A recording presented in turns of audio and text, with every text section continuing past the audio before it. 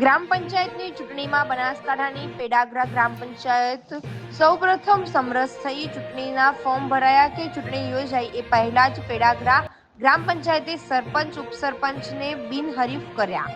ગ્રામ પંચાયતે ભેગા થઈ અને સરપંચ તરીકે સુરેશ ગઢવી અને ડેપ્યુટી સરપંચ તરીકે કેતન જોશીની વરણી કરી।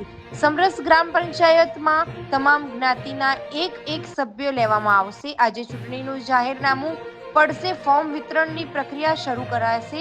એ પહેલા પેડાગરા ગ્રામ પંચાયત બિનહરીફ થઈ।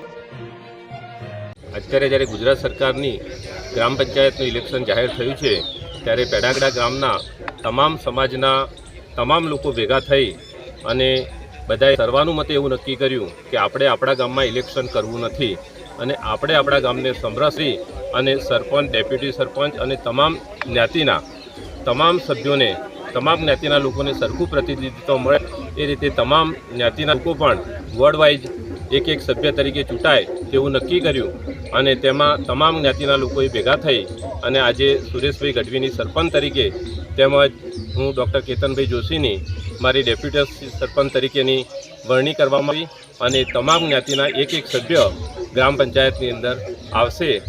ઇલેક્શન થવાથી ગ્રામ પંચાયતમાં જે વેરઝેર અને રાગદ્વેષ ઉત્પન્ન થાય છે તે ન થાય તેવા હેતુથી અમે તમામ જ્ઞાતિના લોકોએ ભેગા થઈ અને આવું વિચારી અને આજે એનો અમલ કર્યો છે અને મારી બનાસકાંઠા જિલ્લાની નહીં, ગુજરાત રાજ્યની તમામ ગ્રામ પંચાયતના લોકોને એવી એક વિનંતી છે કે આવી રીતે સમરસ થાય અને ભાઈચારાની ભાવના જળવાઈ રહે તે રીતે ઇલેક્શન થાય એ જરૂરી છે।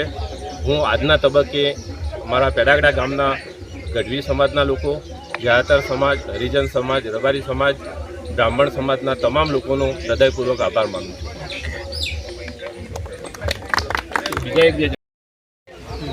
હું સુરેશ ગઢવી, ગામ મારું પેડાગરા, તાલુકો પાલનપુર, જિલ્લો બનાસકાંઠા।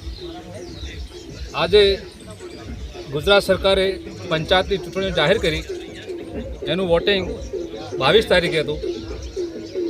ફોર્મ ભરવાની 3 થી 9 તારીખ હતી, પાછું ખેંચવાની 11 તારીખ હતી।